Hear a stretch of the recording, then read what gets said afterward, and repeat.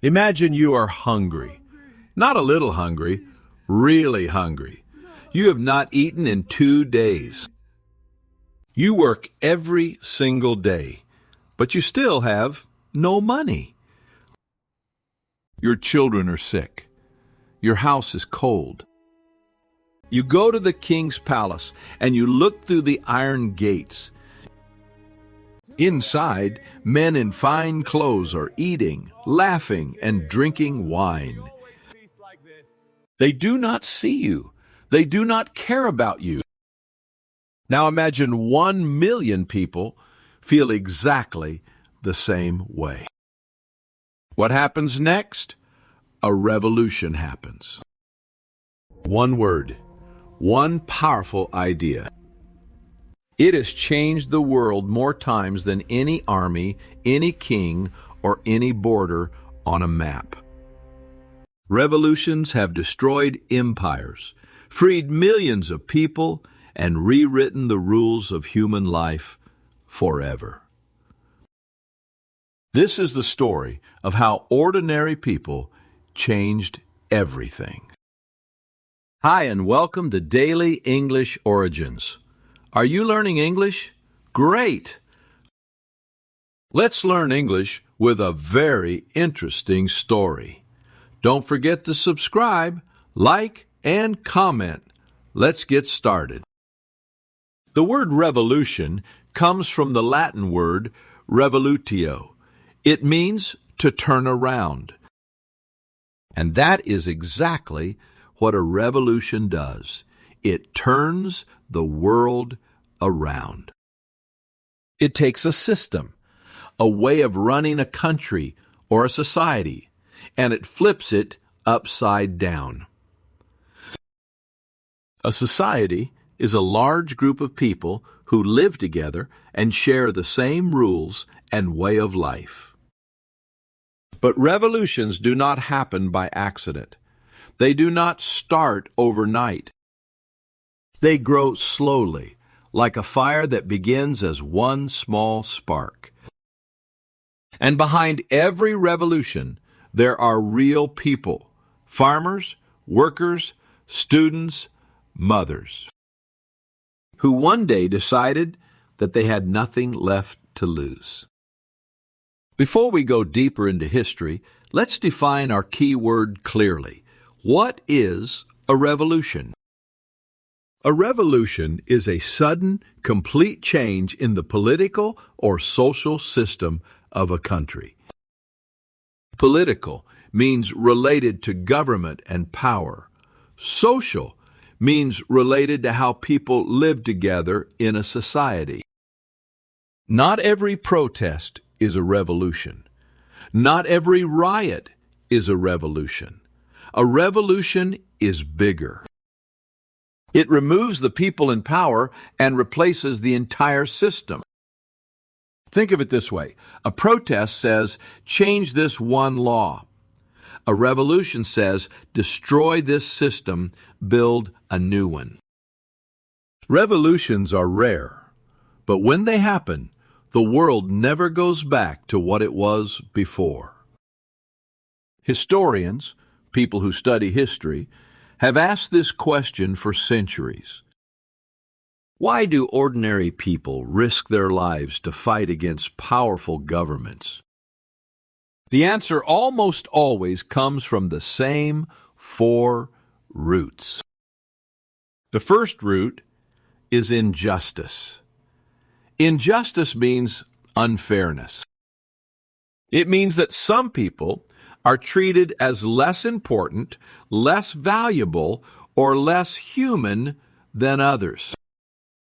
When people feel invisible, when they feel that the law does not protect them, anger begins to grow. The second root is economic pressure. Economic means related to money, work, and trade. When food prices rise too high, when people lose their jobs, when they cannot pay rent, desperation sets in. Desperation means having no other choice. The third root is political repression. Repression means using force and fear to control people. When a government arrests people for speaking freely, when it stops citizens from voting, when it silences critics, people begin to feel trapped. The fourth root is new ideas. Ideas are perhaps the most powerful force of all. When thinkers, writers, and teachers began to say, "You deserve better. You have rights. The king is not God," something changes in the human heart. These four roots growing together create the conditions for revolution. Revolutions are not a modern invention. Long before the internet, before printing presses, before newspapers, people were already rising up against power. In ancient Rome, for example, the common people, called the plebeians, were ruled by a small group of rich and powerful men called the patricians. Patricians controlled the law, the land, and the army. The plebeians had very little. They were free citizens, but they had almost no rights. Around 494 BC, nearly 2,500 years ago, the plebeians did something remarkable.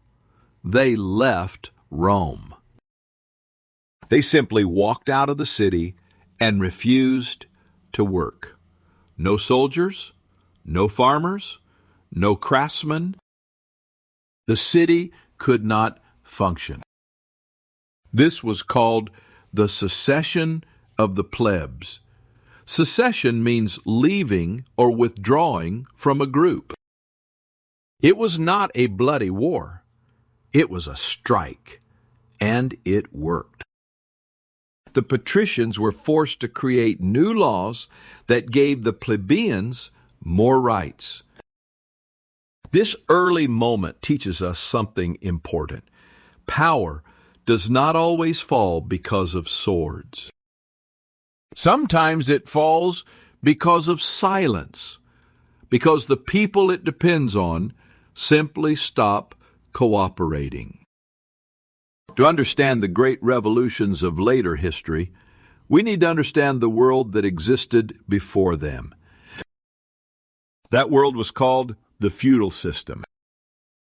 The feudal system was a way of organizing society that dominated Europe for over 1,000 years, roughly from 800 AD to 1400 AD. It worked like a pyramid. At the very top sat the king. The king owned everything: the land, the forests, the rivers. Below the king were the lords and nobles. Noble means belonging to a high social class by birth. Lords received land from the king. In return, they promised loyalty and soldiers. Below the lords were knights, armed soldiers on horseback who fought for their lord. And at the very bottom, doing nearly all the work, were the serfs. A serf was a peasant, a farmer, who was legally tied to the land. They could not leave. They could not own property. They were not exactly slaves, but they were not free either. The system was clear. God put the king at the top. The king gave land to lords. Lords gave protection to serfs. Serfs gave labor to everyone above them. For centuries, most people accepted this. It was the only world they knew. The church taught that God had designed this order. To question the king was to question God. But slowly, very slowly, that belief began to crack. Revolutions are born in the mind before they are born in the streets. And throughout history, certain thinkers produced ideas so dangerous, so radical, that governments tried to ban their books and silence their voices. Radical means very new and different from what most people believe. One of the earliest was the English philosopher John Locke, who lived from 1632 to 1704. Locke wrote that all human beings are born with natural rights. Rights means things you are entitled to simply because you are human. Locke said these natural rights were life, liberty, and property. Liberty means freedom. Locke wrote that if a government takes away these rights, the people have the right to remove that government. This was an earthquake of an idea. Before Locke, most people believed that kings ruled because God chose them. After Locke, people began to ask, what if the government exists to serve us, not the other way around? Another powerful thinker was the French philosopher Jean-Jacques Rousseau. He wrote about the social contract. A contract is an agreement between two parties. Rousseau said that a government is a contract between the rulers and the people. If the rulers break that contract, the people can cancel it. These ideas spread slowly at first, passed from person to person in handwritten letters, in small books, in whispered conversations in coffee houses. But they spread, and everywhere they arrived, they planted a seed. By the 1700s, the world was changing fast. This period is called the Age of Enlightenment. Enlightenment means the process of gaining knowledge and understanding. During this era, scientists, philosophers, and writers across Europe began to question everything: religion, authority, tradition, and power. At the same time, something else was happening. The global economy was growing. Trade was expanding. New cities were forming. A new class of people was rising. Not kings, not peasants, but merchants, lawyers, writers, and business owners. They were educated, they had money, and they had no political power. This new class read Locke. They read Rousseau. They looked at the world and said, "This is not right." Meanwhile, ordinary working people were suffering. In France, for example, the average peasant spent nearly 90% of their income on bread alone. Bread was the most basic food, yet even bread was becoming unaffordable. This is called inflation, when prices rise and money loses its value. Taxes were crushing. A tax is money that citizens must pay to the government. In France, the poor paid enormous taxes. The rich paid almost none. The nobles lived in palaces. The peasants starved. A storm was building, and it was about to break. The first great modern revolution began not in Europe, but across the Atlantic Ocean in a place called the American colonies. A colony is a territory that is controlled and governed by a foreign country. By the mid-1700s, Britain had 13 colonies along the eastern coast of North America. The people who lived there, farmers, merchants, lawyers, and craftsmen, were officially British citizens, but they were citizens with no voice. The British government made laws for the colonies. It collected taxes from the colonists, but the colonists had no representatives, no elected people to speak for them in the British Parliament. Parliament is the lawmaking body of Britain, similar to Congress. The colonists had a phrase for this injustice. They called it taxation without representation. Representation means having someone who speaks for you in government. They were saying, you cannot take our money if we have no voice in your decisions. Tensions grew through the 1760s and early 1770s. The British kept adding new taxes. The colonists kept pushing back. In 1773, a group of colonists boarded British ships in Boston Harbor and threw 342 chests of tea into the water. This became known as the Boston Tea Party, one of the most famous acts of political protest in history. It was a clear message. The colonists were not going to simply obey. By 1775, the protest had turned into open warfare. The American Revolutionary War had begun. On one side were the British, one of the most powerful military forces in the world. On the other side were the American colonists, soldiers who were often poorly equipped, poorly fed, and fighting on their own soil for their own survival. But the colonists had something powerful, an idea. On July 4th, 1776, colonial leaders signed the Declaration of Independence. This document, written mainly by Thomas Jefferson, made a bold and world-changing statement.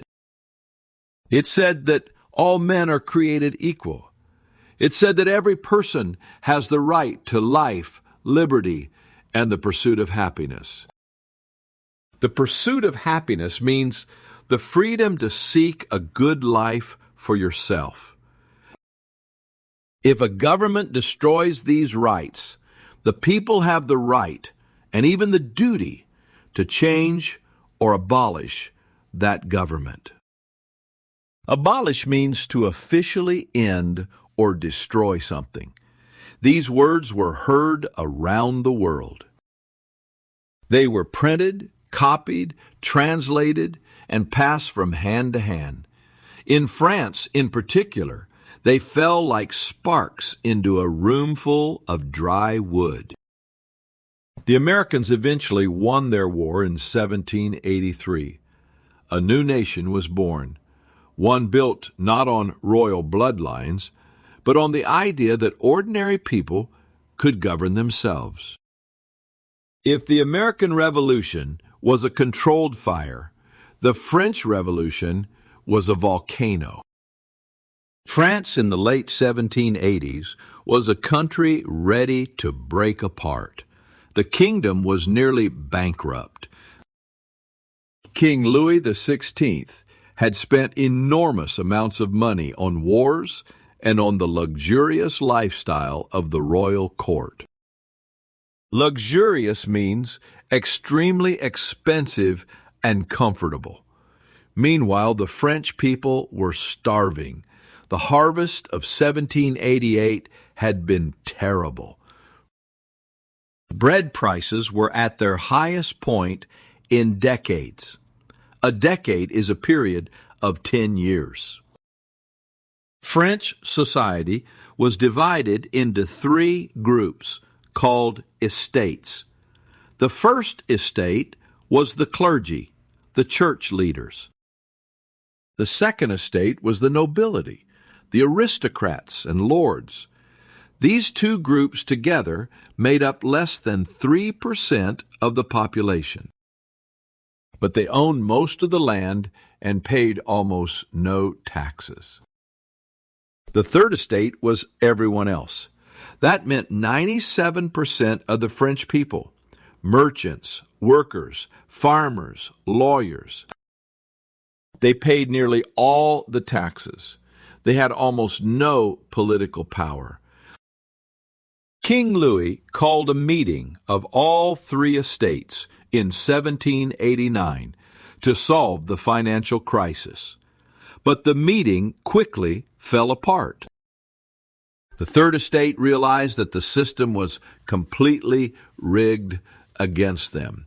Rigged means unfairly arranged to benefit one side. They left the royal meeting hall. They gathered in a nearby indoor tennis court. And they made a solemn vow, a deeply serious promise, that they would not leave until France had a new constitution. A constitution is a written set of rules that defines how a government must work and what rights citizens have. This moment is called the tennis court oath.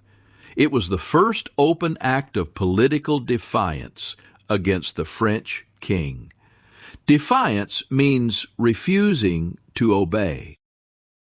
On July 14th, 1789, something happened that would become one of the most iconic moments in all of human history. Iconic means something so famous and important that it represents a whole era or movement.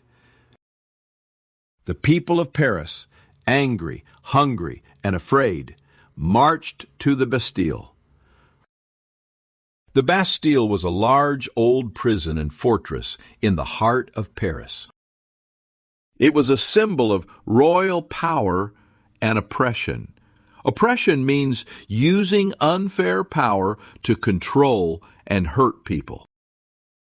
The crowd stormed the prison. Soldiers tried to stop them, but there were too many. The gates fell. The prison fell. The symbol fell. The French Revolution had truly begun. What followed was one of the most dramatic and violent periods in European history. King Louis XVI was arrested. The old laws were swept away. A new republic was declared. A republic is a system of government where people elect their leaders instead of being ruled by a king. But the revolution quickly became darker. A period called the Reign of Terror began in 1793. Terror means extreme fear. During this period, the revolutionary government, led by a man named Maximilien Robespierre, executed thousands of people who were accused of being enemies of the revolution. Execute means to kill someone as a legal or political punishment. The king was executed. The queen, Marie Antoinette, was executed. Nobles were executed. Even some revolutionary leaders were eventually executed. The revolution had started as a cry for freedom, but it had turned into a machine of fear and death. Out of the chaos of the French Revolution rose one of the most extraordinary figures in all of history, Napoleon Bonaparte. Napoleon was a military general, a leader of soldiers. He was short, brilliant, ambitious, and completely fearless. Ambitious means having a very strong desire to succeed and gain power. By 1799, France was exhausted by 10 years of revolution and political chaos. Chaos means a state of complete disorder and confusion. Napoleon stepped into that chaos and took control of the government in a coup. A coup is when a person or group suddenly seizes power from the existing government. Napoleon told the French people, "I will give you stability. I will give you glory. I will carry the ideals of the revolution across all of Europe." And he tried. For 15 years, Napoleon's armies marched across the continent. He defeated Austria, Prussia, Spain, and much of the rest of Europe.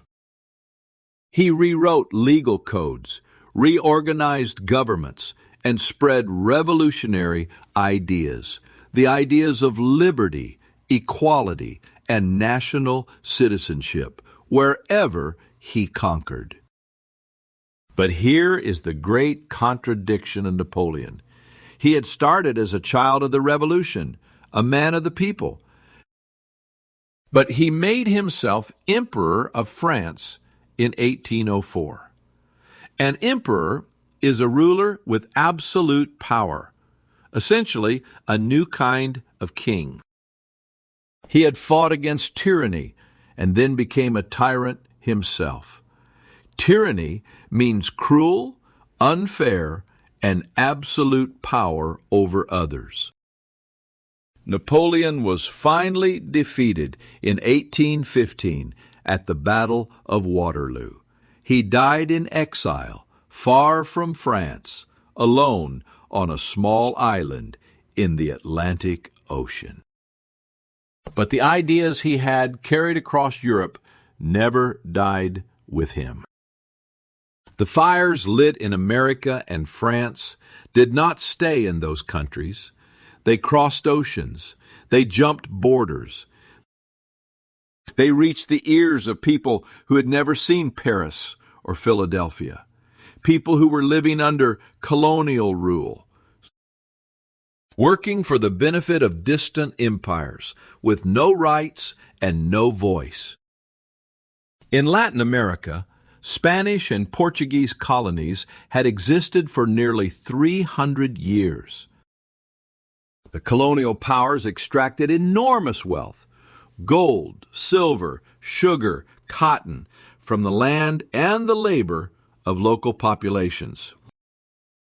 Extract means to take out or remove, usually by force. The ideas of the American and French revolutions arrived in Latin America in the late 1700s and early 1800s.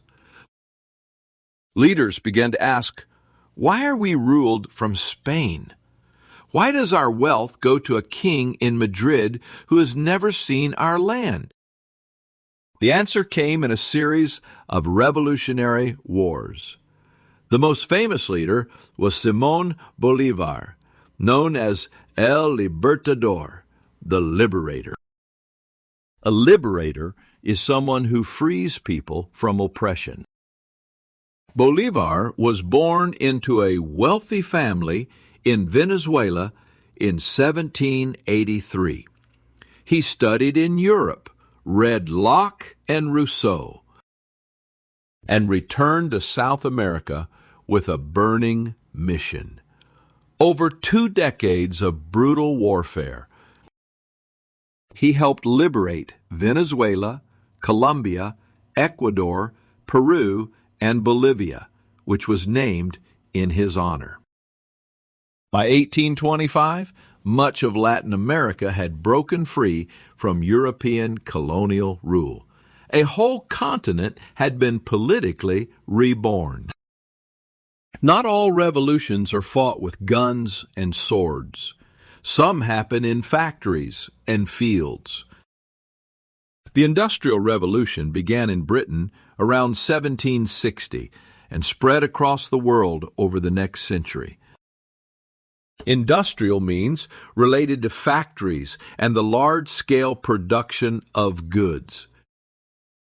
This revolution was powered not by angry crowds, but by steam engines, iron machines, and new ways of organizing work. For the first time in human history, goods were produced in massive quantities inside large factories. Cities grew rapidly as millions of people left the countryside to find work. But the conditions inside those factories were often horrifying. Men, women, and children, as young as 5 or 6 years old, worked 12 to 16 hours a day in dark, dangerous buildings. They earned very little. They had no legal protections. They could not complain or they would lose their jobs. A new form of injustice had arrived. The old injustice had been the king versus the peasant. The new injustice was the factory owner versus the worker.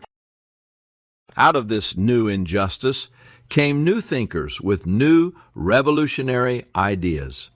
The most famous were Karl Marx and Friedrich Engels. In 1848, they published a short but explosive document called the Communist Manifesto. A manifesto is a public declaration of beliefs and goals. Marx and Engels wrote that history is a story of class struggle. Class means a social group defined by wealth and economic position.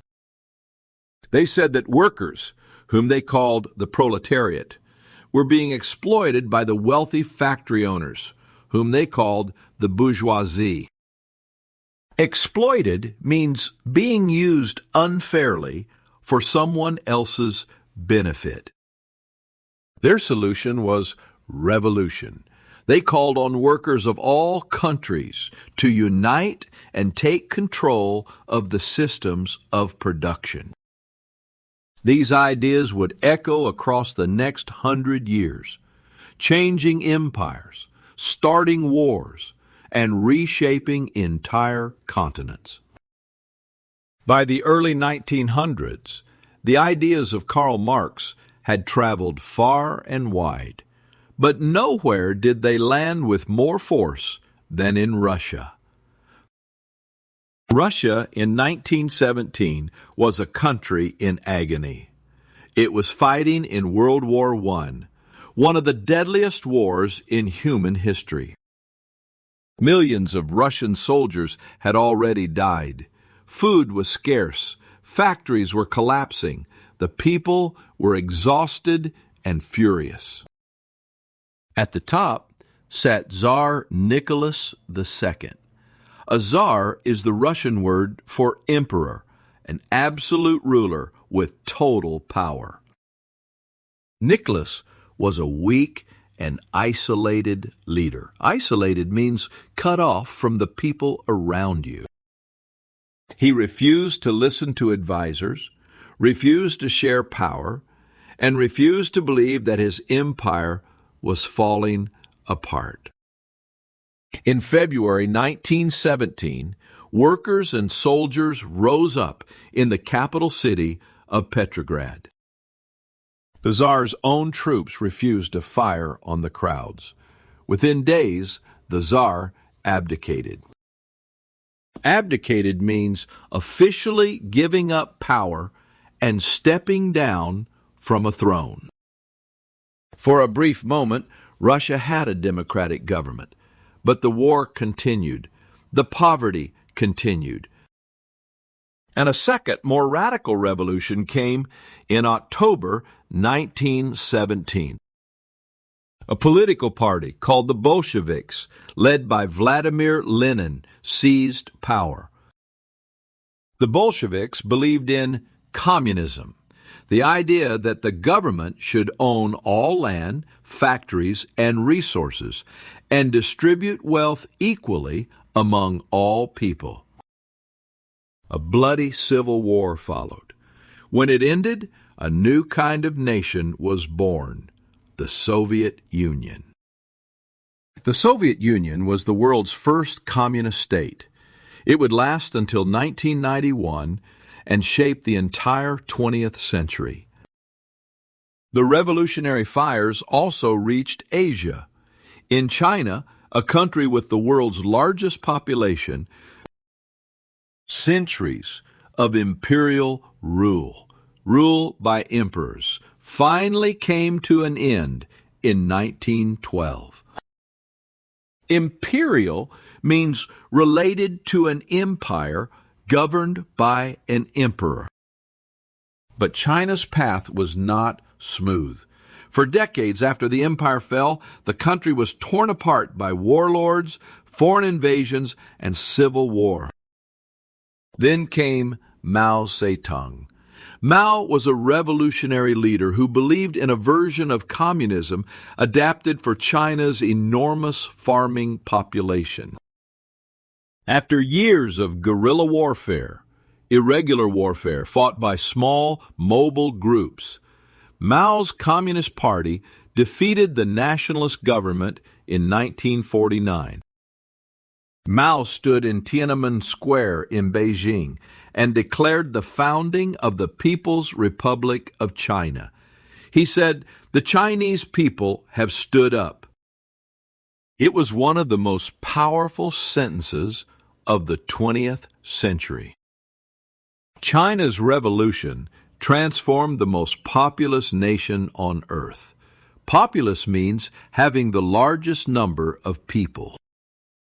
It was painful, often violent, and deeply complicated, but it reshaped the balance of power in Asia and in the world permanently. After World War II ended in 1945, the world entered a new era of revolution. This time, the revolutions were about one thing above all: independence. Independence means the freedom of a nation to govern itself without foreign control. European empires, Britain, France, Belgium, the Netherlands, Portugal, had controlled large parts of Africa, Asia, and the Middle East for centuries. They had extracted resources, imposed their languages, and denied local populations any real political power. But after World War II, everything had changed. The war had weakened European nations, and millions of people in colonized countries had served in the war. They had seen the world. They had learned new skills. And they had come home asking one simple question: if we are good enough to die for your empire, why are we not good enough to govern ourselves? Revolutionary leaders emerged everywhere. Mahatma Gandhi in India used nonviolent resistance, peaceful protest, and refusal to cooperate to drive Britain out of the subcontinent. A subcontinent is a large landmass that is part of a larger continent. India won independence in 1947. In Vietnam, Ho Chi Minh led a decades-long struggle against French and then American power. In Algeria, in Kenya, in Ghana, in Mozambique, revolutionary movements rose up and one by one broke the chains of colonial rule. By the 1970s, most of the world's colonized nations had won their independence. The age of European empire was over. Not all revolutions are violent.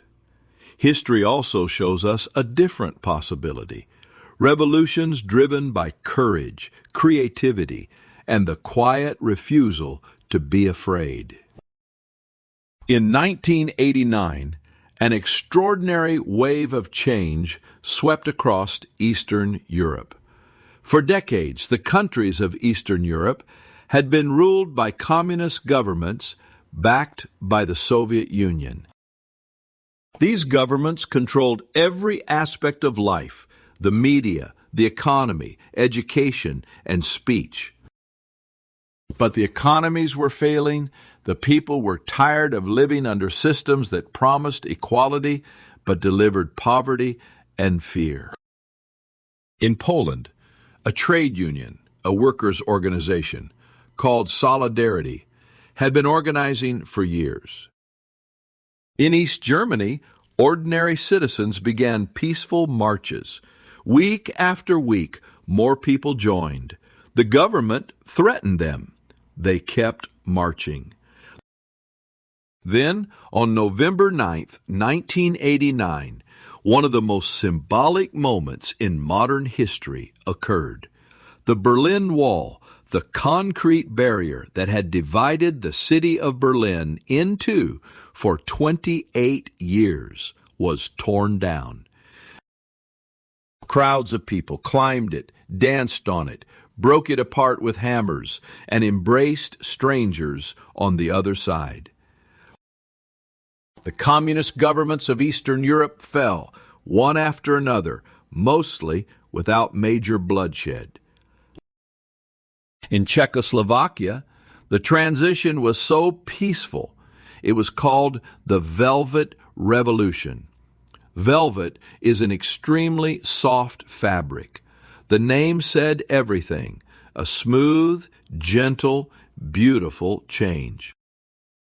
These revolutions prove something essential, that when enough people lose their fear at the same time, even the most powerful system can fall. Revolutions are messy. They are painful. They almost never deliver exactly what they promise. The French Revolution promised liberty and gave people the guillotine. The Russian Revolution promised equality and gave people a brutal dictatorship.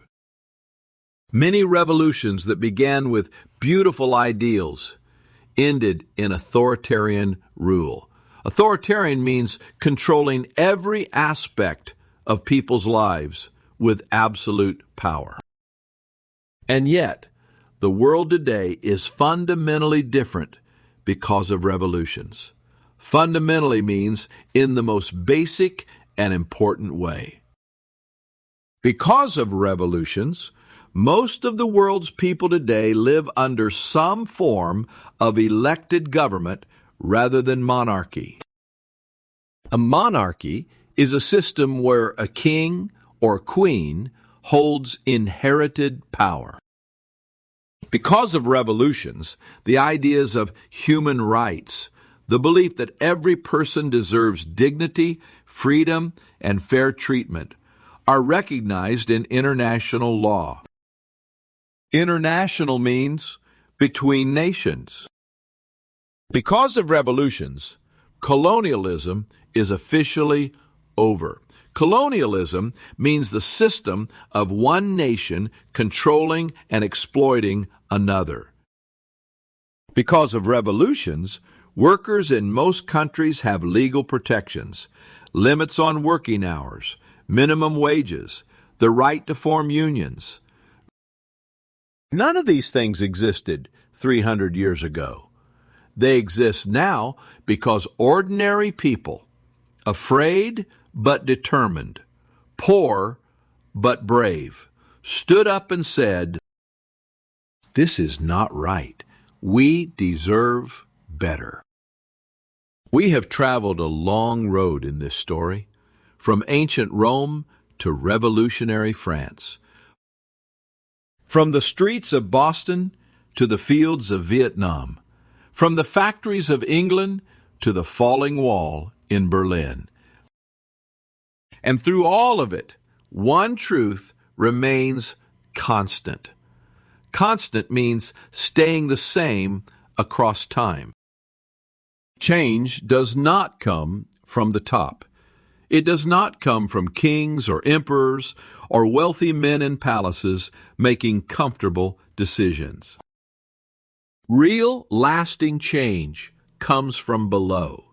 It comes from the people who have the least and who decide, at last, that they will accept that condition no longer. Revolutions remind us that history is not something that simply happens to us. It is something we make. Every generation faces injustice.